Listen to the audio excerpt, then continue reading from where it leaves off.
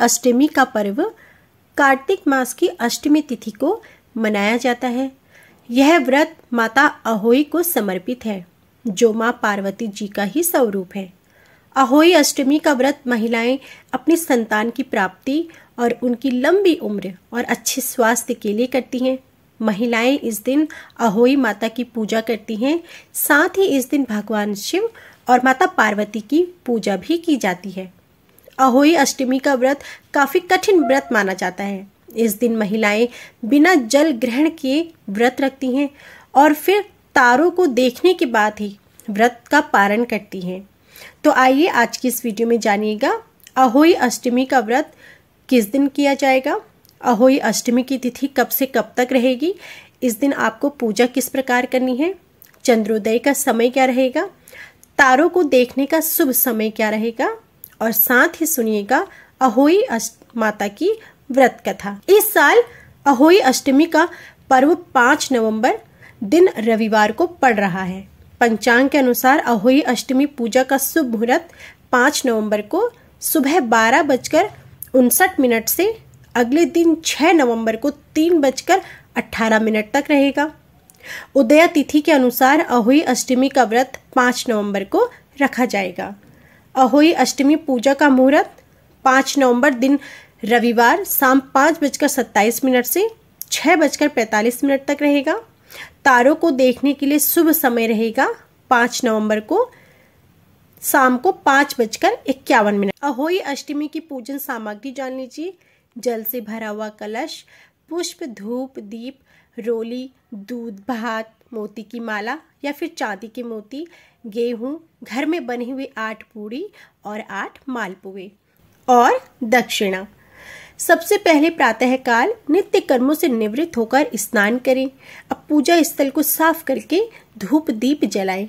अहोई माता का स्मरण कर पूजा का संकल्प लें।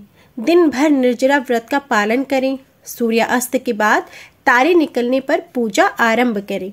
पूजा स्थल को साफ करके यहाँ चौकी की स्थापना करें। चौकी की स्थापना हमेशा उत्तर पूर्व दिशा या फिर ईशान कोण में की जाती है। चौकी को गंगा जल से पवित्र कर लें। इस पर लाल या फिर पीला कपड़ा बिछाएं। अब इस पर माता अहोई की प्रतिमा या चित्र जो भी आपके पास है स्थापित करें। गेहूं के दानों से चौकी के मध्य में एक ढेर बनाएं। इस पर पानी से भरा हुआ एक तांबे का कलश रखें। चौकी पर माता अहोई के चरणों में मोती की माला या फिर चांदी के मोती रखें। अब आचमन कर चौकी पर धूप दीप जलाएं और अहोई माता जी को पुष्प चढ़ाएं। अहोई माता को रोली, अक्षत, दूध और भात अर्पित करें। दक्षिणा के साथ 8 पूड़ी, 8 मालपुए और 1 कटोरी में लेकर चौकी पर रखें। अब हाथ में गेहूं के 7 दाने और फूलों की पंखुड़ियां लेकर अहोई अष्टमी की व्रत कथा अवश्य पढ़ें। कथा पूर्ण होने पर हाथ में लिए हुए गेहूं के दाने और पुष्प माता के चरणों में अर्पण कर दें। इसके बाद मोती की माला को गले में पहन लें। अगर आपने चांदी के मोती पूजा में रखे हैं तो इन्हें एक साफ डोरी या कलावे में पिरोकर आप गले में पहन सकते हैं। इसके पश्चात माता दुर्गा की आरती करें। अब तारों और चंद्रमा को अर्घ्य देकर इनकी पूरे षोडोपचार हल्दी, कुमकुम, अक्षत, पुष्प और भोग के द्वारा पूजा करें। इसके बाद जल ग्रहण करके अपने व्रत का पारण करें। पूजा में रखी गई दक्षिणा अपनी सास या फिर घर के जो भी बुजुर्ग महिला हो उनको दे दें। इसके बाद भोजन ग्रहण करें। इस विधि से व्रत करने से अहोई माता प्रसन्न होकर संतान की प्राप्ति और उनके मंगलमय जीवन का आशीर्वाद देती हैं। अब सुनिए अहोई माता की व्रत कथा। प्राचीन काल में किसी नगर में एक साहूकार रहता था। उसके 7 लड़के थे। दीपावली से पहले साहूकार की पत्नी घर की लीपा पोती करने के लिए मिट्टी लेने खदान में गई और कुदाल से मिट्टी खोदने लगी। उसी जगह एक सिंह की माद भी थी। भूल से उस स्त्री के हाथ से कुदाली सिंह के बच्चे को लग गई, जिससे वह सिंह का बच्चा उसी क्षण मर गया। यह सब देखकर साहूकार की पत्नी को बहुत दुख हुआ, परंतु अब वह करती भी क्या। तो वह स्त्री पश्चाताप करती हुई अपने घर लौट आई। इस प्रकार कुछ दिन बीतने के बाद उस स्त्री की पहली संतान की मृत्यु हो गई। दुर्भाग्यपूर्ण फिर दूसरी और तीसरी संतान भी देवलोक को सिधार गई। यह सिलसिला यूं ही नहीं रुका। 1 वर्ष में उस स्त्री की 7 संतानों की मृत्यु हो गई। इस प्रकार एक एक करके अपनी संतानों की मृत्यु को देखकर साहूकार की पत्नी अत्यंत दुखी रहने लगी। अपनी सभी संतानों को खोने का दुख उसके लिए असहनीय था। एक दिन उसने अपने पड़ोस की स्त्रियों को अपनी व्यथा बताते हुए रो रो कर कहा कि मैंने जानबूझकर कोई पाप नहीं किया। एक बार मैं मिट्टी खोदने को खदान में गई थी।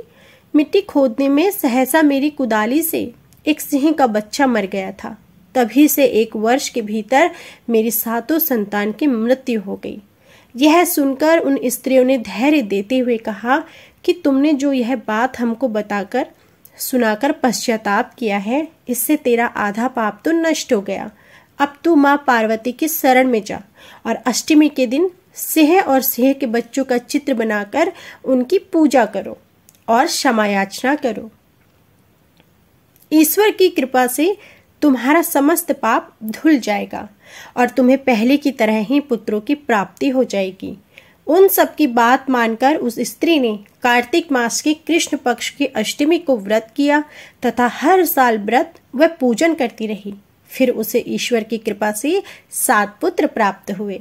तभी से अहोई अष्टमी की परंपरा चली आ रही है। अहोई अष्टमी महिलाओं द्वारा किए जाने वाला विशेष व्रत है। अहोई अष्टमी का व्रत करने से संतान की शिक्षा, कारोबार, उसके पारिवारिक जीवन की सभी बाधाएं भी दूर होती हैं।